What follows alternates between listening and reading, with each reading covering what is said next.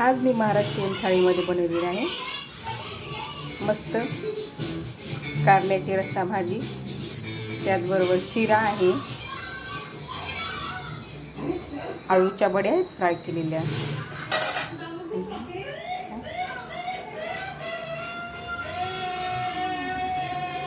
बटाट्याचे पकोडे केलेले आहे, त्याचबरोबर भात वरण केलेलं आहे, ज्वारीची भाकरी.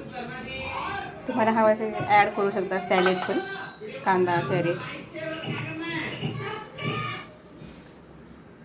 मस्त यामध्ये बेसन ओवा टाकून आणि मीठ टाकून आलूचे काप करून असे पकोडे बनवले आहेत. मस्त झालेले आहे. एकदा नक्की करा ही थाळी ट्राय. कशी वाटली नक्की सांगा. सबस्क्राईब करा.